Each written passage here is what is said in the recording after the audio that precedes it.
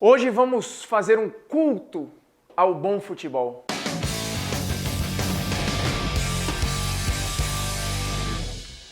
Fala moçada, beleza? Polêmicas vazias na área e polêmicas de gala. Clássico. El Clássico. Hoje é dia de Real Madrid ou Barcelona. É difícil ter simpatia apenas por um, porque a gente está falando das duas grifes mundiais que talvez melhor tratem o futebol. E tem sido assim praticamente desde sempre. Um clássico que tem muita história, rivalidade e que, apesar de ser formado por times que tratam muito bem a bola, são times que enxergam a vida de forma completamente diferente. E é aí que está a grande graça de Real Madrid e Barcelona. É preciso entender a origem dessa rivalidade e é preciso entender que a rivalidade entre Real e Barcelona vai muito além de um campo de futebol. É uma rivalidade política, simbólica, histórica, mas é uma rivalidade sempre com uma enorme qualidade no jogo. Poucas coisas são maiores que um Real e Barça. E saiba que Real Madrid e Barcelona é o jogo de futebol mais assistido depois da final da Copa do Mundo e dos principais jogos da Liga dos Campeões. Você tem aí audiências absurdas num clássico entre Real e Barcelona. É um clássico hoje que vai para o mundo todo, é um clássico com estrelas mundiais e um clássico que envolve as duas maiores marcas do futebol mundial na atualidade. Goste você ou não. Para se ter uma ideia, o Real é o clube mais rico do mundo. O último estudo mostra o Real passando aí da casa dos 3 bilhões de dólares. O Barcelona é o segundo, ali pertinho, mas perdendo por algumas centenas de milhares. Parece pouco, né? Mas é muito para mim, por exemplo. Se você acompanha o clássico só dos anos 90 para cá, você vai achar que porque é uma grande reunião de estrelas mundiais. E se você acompanha dos anos 2000 para cá, você vai ver, por exemplo, a era dos Galácticos contra a era Ronaldinho e depois você vai ter a era Messi contra a era Cristiano Ronaldo. Mas o clássico vai muito além dessa linha pop, modinha. Real e Barcelona têm no DNA da sua rivalidade quase que um resumo da história espanhola, que é uma história toda quebrada. O Real Madrid representa o nacionalismo espanhol, já o Barcelona representa o orgulho da Catalunha. É a maior bandeira de uma região que já foi independente, que não é mais e que quer voltar a ser. Isso é bem mais importante do que você imagina para a história desse clássico. Calma aí que daqui a pouco a gente vai chegar em quem é maior ou quem é melhor. O Real, desde que foi fundado, sempre esteve ligado às elites espanholas. E essa história se repete em vários outros lugares do mundo. Você tem no Brasil, inclusive, vários clubes com essa relação, até porque o futebol nasceu como um esporte de elite. Até aí, nenhum problema. É só uma característica do Real que meio que perdura até hoje. O Real foi fundado por estudantes que desembarcaram da Inglaterra. E essa relação quase que milionária do Real Madrid, ela ficou ainda mais evidente quando o rei Afonso XIV deu ao time então só conhecido como Madrid a alcunha de Real. Foi ali que o Madrid ganhou a coroa e o nome Real. Ficou um time da realeza. Lembrando que até hoje a concessão dessa alcunha e da coroa para os clubes espanhóis, ela é dada pelo palácio, é dada pelo rei. E você tem no futebol espanhol, só para abrir um parênteses, mais de 20 clubes com o nome de Real. Além do Real Madrid, você vai ter, por exemplo, a Real Sociedad, o Real Betis. Já o Barcelona tem uma outra origem. O Barcelona é de 1898 e foi fundado pelo suíço Joan Gamper, que quando chegou a Barcelona e acabou fundando uma revista, ele pouco depois resolveu fundar um clube. E aí mandou um recado para a cidade. Acho que a gente precisa de um clube aqui. E no dia seguinte apareceram 11 aficionados, 11 apaixonados por futebol para colocar a pedra fundamental, a semente do que viria a ser o Barcelona. E foi graças ao anúncio na revista Lo Deportes que as pessoas ficaram sabendo da intenção de se formar um clube na cidade. Então você nota que já no nascedouro tinha uma diferença entre Real e Barcelona. O Real fundado por estudantes que vinham da Inglaterra, estudantes com boa condição financeira, comparado a um grupo de malucos por futebol liderados por um suíço fundador de revista que resolveu fundar um clube, ou seja, uma ligação muito mais popular do que o Real Madrid. E desde o início, o Real e Barcelona sempre rivalizaram do ponto de vista técnico, do ponto de vista de conquistas. Sempre estiveram um olhando para o outro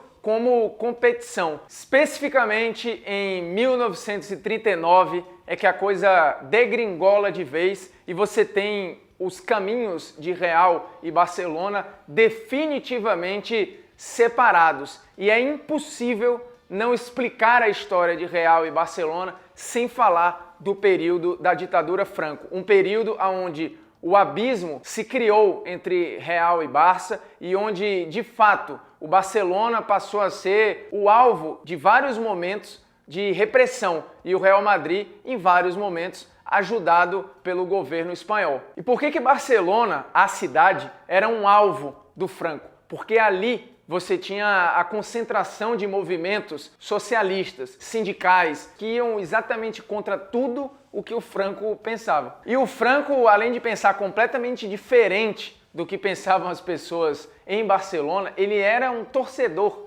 do Real Madrid, tanto que durante o período em que ele esteve no poder, a TV estatal na Espanha dava muito espaço ao Real do que dava para todos os outros clubes, incluindo aí, claro, o próprio Barcelona. Em 53, por exemplo, o governo acabou tendo uma influência clara na decisão de para onde iria o Di Stéfano. E aí você está pensando, é o Di Stéfano o maior ídolo da história do Real Madrid? Sim, é ele mesmo. Por muito pouco ele não esteve no Barcelona. O Di Stéfano originalmente foi contratado pelo clube catalão, que tratou da contratação do Di Stéfano com o River Plate, que era dono dos direitos do então emprestado Di Stéfano, que jogava pelo Milionários. Só que o Real Madrid foi direto no Milionários da Colômbia para contratar o jogador. No final das contas, o que aconteceu? O Di Stéfano foi contratado ao mesmo tempo por dois clubes. Mas ele chegou primeiro ao Barcelona, chegou inclusive a jogar amistosos pelo Barcelona, mas o Real Madrid, não satisfeito, apelou ao governo que resolveu, graças lá ao seu ministério, que o Di Stéfano, tudo bem, ele até joga no Barcelona, mas ele joga 2 anos no Barcelona, 2 anos no Real, 2 anos no Barcelona, 2 anos no Real. Seria meio que uma cota dividida para não desagradar ao Barcelona e agradar ao Real Madrid, que entrou na história. Mas aí o Barcelona falou, não, sendo assim, não quero, pode ficar com o Di Stéfano. E aí o Di Stéfano lidera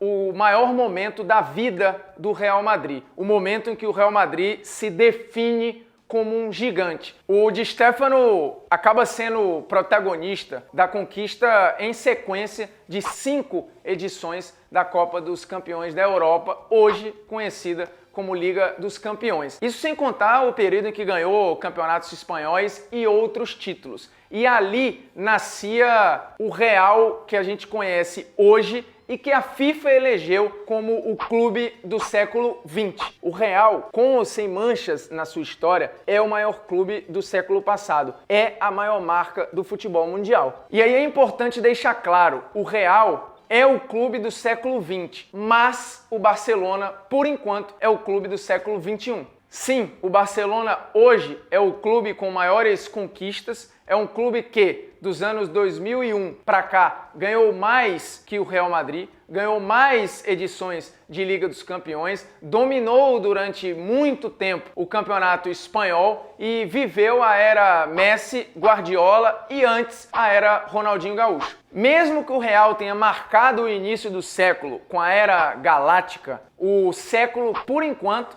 é mais marcado pelo tic-tac e pela forma muito plástica do Barcelona jogar. Hoje, o Barcelona é visto como o clube que molda os seus craques, como talvez a melhor categoria de base do planeta, enquanto o Real é o clube que compra o sucesso, que vai atrás dos melhores sempre. É mais ou menos. É bom lembrar que o Barcelona, ao longo da sua história, fez caras e grandes contratações e que na história dos seus grandes ídolos tem muita gente que veio de fora. Basta lembrar que o Barcelona contratou gente como Johan Cruyff, até hoje o nome mais importante da história do clube como jogador e como treinador, Maradona, Romário, Ronaldo, Rivaldo, Ibra, Thierry Henry, Luis Suárez e Neymar. O Barcelona gasta e gasta muito para contratar jogadores. E o Real Madrid, do outro lado, que também gasta horrores para contratar, ele de fato tem essa imagem de que eu quero ter os melhores. E o Florentino Pérez reforçou muito essa imagem dos anos 2000 para cá. Ele deixou claro, aonde estiverem os melhores jogadores, eu vou comprar. Mas na história do Real Madrid, tem muita gente formada em casa e que está na história do clube, como por exemplo Casillas e Raul. São dois ícones do madridismo e ídolos que nasceram em casa. O Real tem mais títulos relevantes na história, não há dúvidas de que talvez tenha o maior time da história do futebol no século passado, que foi justamente o período de Puskás e de Di Stéfano, mas hoje quem reina é de fato o Barcelona. Basta ver que hoje o Barcelona lidera as redes sociais em relação a número de fãs. É uma marca que proporcionalmente foi a que mais cresceu, é o time que dá as maiores audiências e é o time que pratica o jogo mais envolvente. Uma pesquisa recente do Centro de Investigações Sociológicas da Espanha apontou o Real Madrid até com certa folga como a maior torcida da Espanha, tendo quase 40% dos torcedores. É um número enorme para um país que não é tão grande assim. Outro ponto que é curioso, né? A gente fala muito do Real e os seus problemas com a ditadura, alguns arranhões na sua história, mas recentemente também na Espanha, uma ONG preparou uma lista dos clubes mais transparentes e o Real Madrid levou a nota máxima, ficou com nota 10 em relação à transparência, tanto com o seu torcedor como com os órgãos oficiais. E o Barcelona lá embaixo, com uma nota 6. Barcelona, que é bom lembrar, teve um problema seríssimo com a contratação do Neymar, né? Primeiro anunciou um valor, depois descobriu que era outro, aí saiu corrigindo. Resumindo, tá todo mundo hoje resolvendo processo e respondendo a processo por conta de problemas com o fisco espanhol. A gente já chegou à conclusão aqui de que o Real é o maior do século passado. E se nada mudar, o Barcelona é o maior deste século, mas é lembrando que este século ainda tem muitos anos pela frente e nós, pelo menos eu, não estarei aqui para saber quem de fato vai ganhar essa batalha.